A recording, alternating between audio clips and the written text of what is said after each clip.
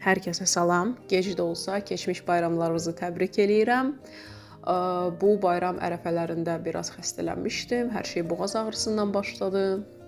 İndi də səsim tam sağalmadığımı deyir, amma düşündüm ki, artıq necəsə də olsa podkastı yazmalıyam, çünki müzakirə etmək istədiyim mövzular az deyil. Amma bugünkü podkastın mövzusu su balansıdır. Ümumiyyətlə qidalanma, arıqlama, çəki ilə olan bütün mövzularda su balansı mövzusu çox vacib rol daşıyır. Ən sadə hesab olunur, amma ən də çox müzakirə olunandı deyərdim. Təbii ki, su içmək vacibdir. Yəni podkastın mövzusu budur. Ona görə əgər ay mən suyu sevmirəm, ən sevmədiyim mövzudur, ən sevmədiyim işdir su içmək deyirsinizsə, yenə də tövsiyə eləyərdim ki, sadəcə dinləyəsiniz, bəlkə necəsə nəsə su ilə münasibətdə sizdə dəyişər. Təbii ki, su içmək niyə vacibdir? Ümumiyyətlə bədənimizin 50%-dən 70%-ədək olan hissəsi sudan ibarətdir və su bizim orqanizmdəki demək olar bütün də olmasa əksər proseslərdə çox vacib rol oynayır. Bu beyin fəaliyyətindən tutmuş həzm sisteminə kimidir. Və su çatmayanda biz hansı simptomlarla üzləşirik? Bu baş ağrılarıdır. Bu konsentrasiyanın konsentrasiyanın azalmasıdır. Artıq diqqətimizi nəyəsə vermək daha çətindir. Yorğunluqdur, dəri quruluğudur və hər kəsin bildiyi gərəyindən çox yeməkdir. Çünki həmişə deyirəm ki, susuzluq siqnalı aclıq siqnalı ilə maskalanır və çox hallarda insanlar döş qəfəsi, boğaz ətrafında nəsə belə boşluq hiss eləyəndə gedirlər, avtomatik şəkildə özünə müşahidə etmədən yemək yeyirlər, amma o boğazdakı quruluq heç yana getmir. Bu da o deməkdir ki, bədənimizə əslində su lazımdır. Yorğunluq haqqında da danışdım. Qısa bir nümunə verim ki, oturaq işdə çalışan İnsanlarda belə bir problem olur ki, bir an gözlər qaralır, düşünürlər ki, yorğundular, artıq o dərin nəfəslər almaq istəyi, hər şeyi atmaq istəyi, bütün bunlar yorucu hisslər artır. Amma sadəcə bir stəkan su içdikdən sonra görürük ki, necə enerjimiz filan bərpa olur. Yəni bu kiçik praktika müşahidədən və təcrübəmlə irəli gəlir. Ona görə əgər belə problem yaşayırsınızsa işdə, yorğunluq filan, sadəcə bir stəkan su için və müşahidə eləyin ki, bu sizin fiziki səhhətinizə təsir edəcəkmi ya yox? Çünki əksər hallarda təsir edir. Miflər haqqında da kiçik bir qeyd etmək istəyirəm ki, çoxu deyir ki, yox, günə mütləq 2 litr su olmalıdır və s. Əslində suyun miqdarı da bir növ hesablanır. Səhv xatırlamıramsa, çəkiyə 30-40 milliqram kimi hesablanır. Lakin o hesabları eləyəndə görürük ki, 3 litrə filan qədər gəlib çıxa bilər. Ona görə də su ilə yaxşı arası olan insanlara sadəcə susuzluq siqnalında su içməyi tövsiyə eləyirəm. Amma kim ki su ilə çox təmasda olmur, suyu sevmir, bu halda isə yenə də susuzluğu gözləmədən belə başlamağı tövsiyə eləyirəm və bunun üçün ən sadə vərdiş sadəcə yanınızda su butulkası və ya termosu gəzdirməkdir. Çünki su əl çatan məsafədə olanda suyu içmək daha asan olur. Çünki həm də bəzən bizi su ilə ayıran məsafə olur.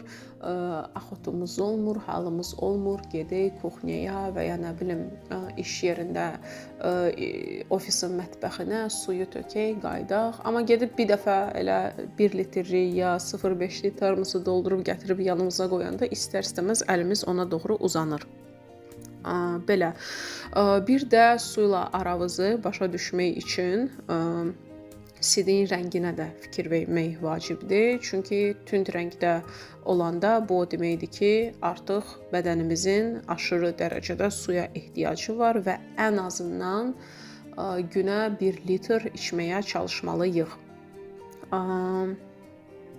Bir də bir çoxunun su ilə olan münasibətdə gərəksiz yemək epizodlarına daha dərindən toxunmaq istəyirəm ki, niyə biz suzuyanda yemək yeyirik? Yəni niyə belə olur? Çünki aclıq və susuzluq mərkəzləri beynimizdə çox yaxındır və bu siqnalları səhv sala bilərik. Və əgər yeməkdən sonra olur ki, nəsə dadlı bir şey istəyirik, ya desert, ya yeməyimizi tamamlayan bir qidalar haqqında düşünürük. O da əslində bir növ susuzluğun əlamətidir. Ona görə də belə hiss olanda tövsiyə edərdim ki, biraz su içib sadəcə 5-10 dəqiqə müşahidə eləyəsiniz. O hiss keçməsə təbii ki, gedin desert da yeyin, konfet da yeyin. Necə deyirlər, nuş olsun. Bir də bədənimizdə su çatışmayanda və bu siqnallar səhv düşəndə biz niyəsə əksər hallarda ya şəkərli ya da duzlu qidalara üstünlük veririk. Çünki həmin an bədənimizə əslində enerji lazımdır və o bədən enerji tələb eləyir. Amma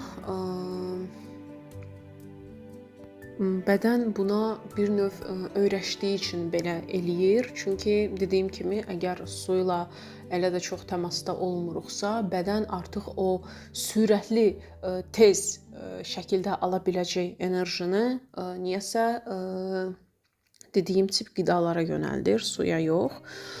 Bəzən isə susuzluğun əlaməti və ya bədənimizdə suyun defisitini göstərən bir şey də o olur ki, ürəyimiz daha çox bol sulu tərəvəzlər və ya meyvələr istəyir.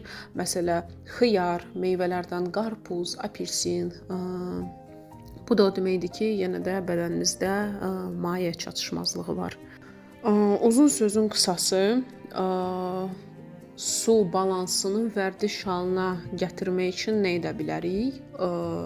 İlk tövsiyəm olar ki, özünüzü müəyyən bir standartlara məcbur etməyin. Məsələn, o 2 litr məsələsi kimi günə 1 litrdən 0,5-dən belə başlasaz, o belə proqresdir.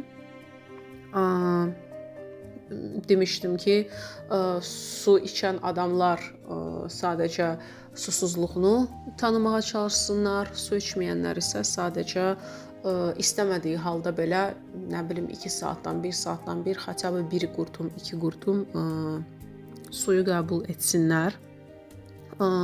Termoslarınız, butulkalarınız yanınızda və ya görünən yerdə olsun. Onlarla məsafəniz uzaq olmasın ki, bir növ orada artıq tənbəllik də qarşınızı almasın. Kim tətbiqlər sevirsə və ya telefonla sıx-sıx çalışırsa, yəni telefon daima əlində olursa, reminder applar da yükləyə bilər, hansı ki, sırf su içməyi xatırladır. Əgər kimsə istəsə, səhifəmə sadəcə yazar, Instagramdan adlarını deyərəm. Əgər suyu sevmirsinizsə, təbii ki, əminəm ki, aranızda elləri də var. Çalışın necəsə o məqamı özünüzün faydasına çevirin. Nə bilim, suya sevdiyiniz meyvələrdən, gilə meyvələrdən, sitruslardan qata bilərsiniz. O da dad əlavə eləyir. Bəlkə o şəkildə bəyənərsiniz. Su haqqında miflər də var. Digərlərində səhifədə paylaşmışam ki, məsələ suda qidadan öncə, qida zamanı və ya qidadan sonra sırası su içmək olmaz. Xeyr, bu sağlamlığınıza və ya qidalamağınıza heç bir təsir göstərməyəcək, mədənizi yekəlmir. Kiçik müddət ağırlıq hiss oluna bilər, amma su mədədə qalmır da, o sırası aşağı enir. Yəni yeməklə su bir mədədə uzun müddət qalmırlar. Bir də ki, ümumiyyətlə çox belə verilən sual var ki, çay, kofe filan, yəni bütün bunlar da su sayılır. Əslində bəli, su sayılır. Sadəcə adi sudan fərqli olaraq çaylar və kofelar bir növ sidik qovucu effekti effektinə malikdir, belə deyim. Eləcə də amma yəni ki, təbii ki, bəli, o da su sayılır, suplar da su sayılır. Meyvələrdən və tərəvəzlərdən aldığımız su da su sayılır. Bir də son olaraq da onu da vurğulayım ki, gərəyindən çox su içmək də artıq bədənimizə zərər verə bilər. Çünki bu halda bədənimizdəki olan natri də gedir. Bu belə ən yaxşı halda sadəcə zəiflik, belə yorğunluq yaradır, amma ən pis halda daha ciddi fəsadlara gətirib çıxara bilər. Bu günlük mövzumuz bu qədər. Ümid edirəm faydalı oldu sizə. Uğurlar, növbəti podkastlarda görüşərik.